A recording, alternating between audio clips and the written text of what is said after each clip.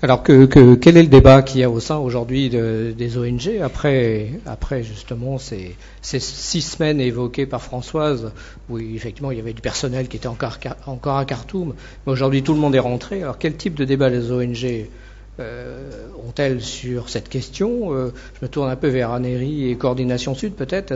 Est-ce qu'un débat est enclenché?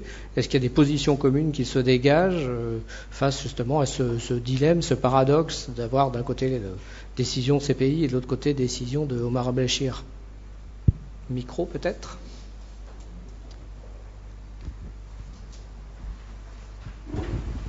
D'abord, je voudrais dire que ces positions communes et ce débat, elles dépassent largement Coordination Sud et le microcosme franco-français, parce que les 13 ONG, elles sont internationales, donc de toute façon, c'est des positions qui doivent se discuter au niveau international.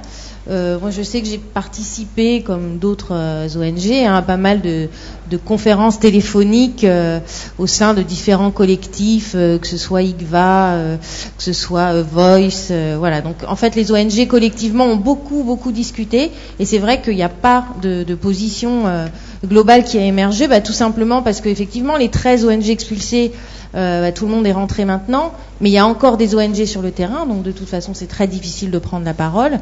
Et puis, les ONG humanitaires, la seule parole qu'elles peuvent prendre, c'est faire état des besoins humanitaires qui sont sur le terrain, mais elles ont surtout rien à dire, effectivement, au sujet de la CPI, parce que ça entretiendrait encore plus la confusion qui peut être faite.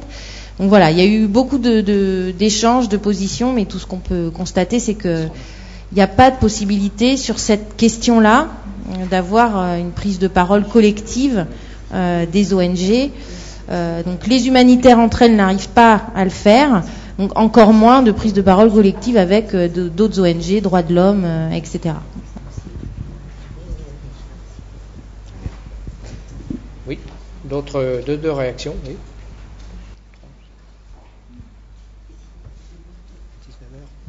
Oui, merci. Très rapidement, d'abord, je vous remercie vraiment de vos témoignages. Moi, j'ai fait partie de celles et ceux, il y a déjà plusieurs années, qui a milité pour justement l'instauration de cette CPI.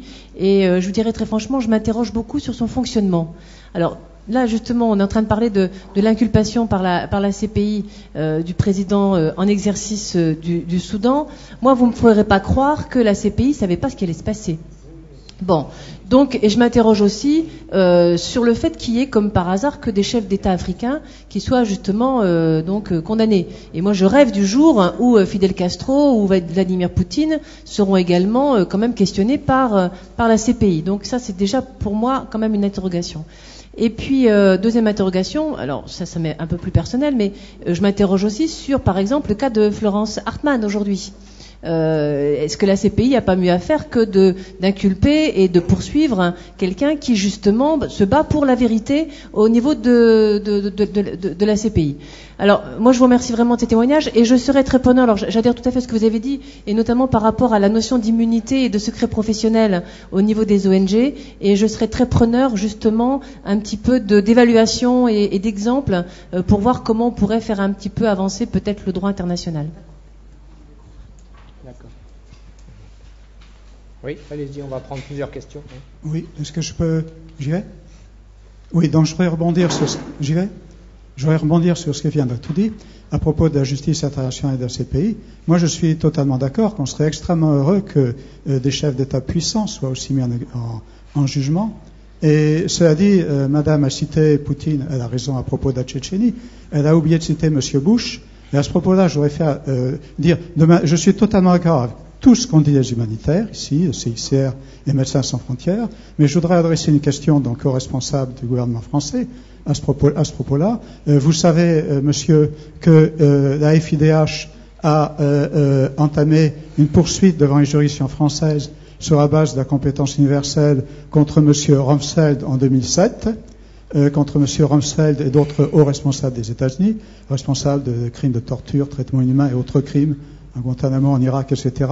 Et vous savez que c'est vous, le ministère des Affaires... Enfin vous, excusez-moi, le ministère des Affaires étrangères, qui est intervenu pour qu'il y ait un non-lieu sur une base qui est un petit peu curieuse juridiquement et qui vous connaissez, je ne sais pas s'il faut rentrer dans le détail, ça arrangerait trop le débat, mais il est intervenu contre... pour qu'il n'y ait pas de poursuite. Alors j'aimerais quand même savoir, et ça c'est très important, c'est un phénomène très important, parce que le problème de la CPI et du Soudan, c'est lié. La CPI aurait plus d'autorité, et la justice internationale de manière générale, s'il y avait aussi des poursuites contre les États puissants, et en particulier contre M. Bush, ou d'autres responsables des États-Unis. On entend, et alors on est limité par le temps, puisque vous savez qu'on doit arrêter à 19h, mais vous me facilitez une transition qui est justement celle de la discussion qui va bientôt s'ouvrir donc au Parlement, à l'Assemblée nationale, avec la loi française donc d'adaptation du statut de Rome. Donc je crois que c'est dans quelques semaines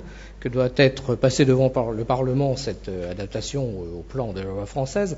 Donc j'aimerais vous entendre tous les trois là-dessus pour savoir effectivement ce que vous en pensez. Et puis nous avons aussi dans la salle Françoise Ostalier, donc qui est députée, qui nous donnera son point de vue, et Simon Forman de la coalition aussi.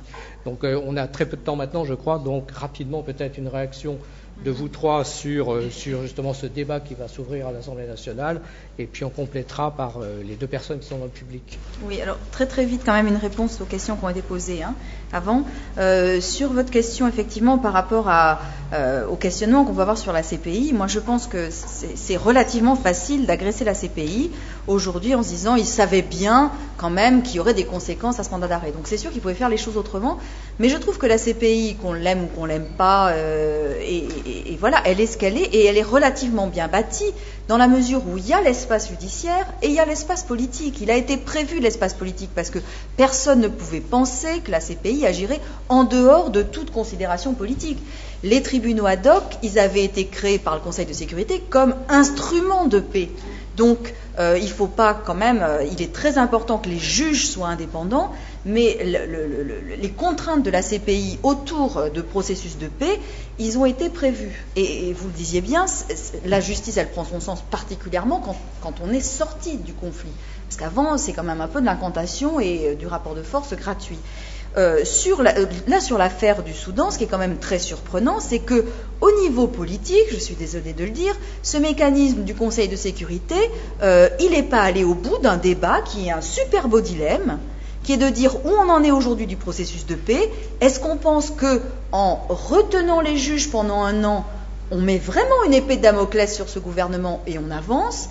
Et il y a eu, à mon point de vue, alors là, c'est juste mes propos à moi, une espèce quand même d'autisme politique. Les politiques, ils se drapent aussi dans la morale, surtout on ne touche pas à l'indépendance de la Cour, ce qui est le pire des services qu'on peut rendre à la Cour dans un moment où elle est là-dedans. Le procureur avait rendu quand même sa demande de mandat d'arrêt en juillet.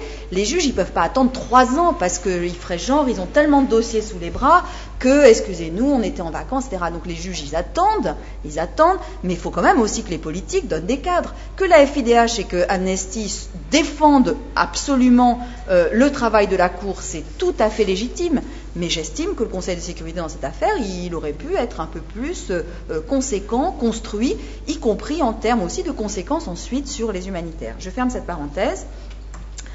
Juste pour revenir sur ces questions effectivement importantes de confusion, sur la question du projet de loi qui est en discussion depuis des années devant le Parlement français, enfin il n'y est pas d'ailleurs tout le temps devant le Parlement, mais on voit bien qu'il y a là un vrai espace aussi de réticence politique à laisser la Cour, à laisser le droit international pouvoir, j'allais dire, ensemencer le droit français et faire des petits. Moi, j'espère vraiment que ce projet de loi qui est en discussion depuis très longtemps sera au minimum compatible avec le statut de la Cour. Et de quoi on parle aujourd'hui? On parle de la mise en conformité des définitions des crimes. Or, c'est quand même un point essentiel, parce que tant que le droit français reprendra des définitions qui ne sont pas celles du statut de la Cour, ce sera difficile de parler la même langue, de dire à Béchir que là, il commet un crime, mais qu'en France, ça ne serait pas un crime parce qu'on a d'autres définitions, etc. C'est vraiment un enjeu de cohérence, un enjeu de courage politique. Le danger judiciaire, il est quand même pas si grave que ça. Les juges ne sont pas totalement inconséquents non plus, toujours. Et là, il y a une urgence à mettre effectivement le droit français en conformité avec des définitions de crimes qui aujourd'hui sont des définitions internationales, sauf qu'on voudrait garder des définitions françaises qui ne soient pas les mêmes. Et pour moi, c'est ça le vrai enjeu, et il faut effectivement traverser.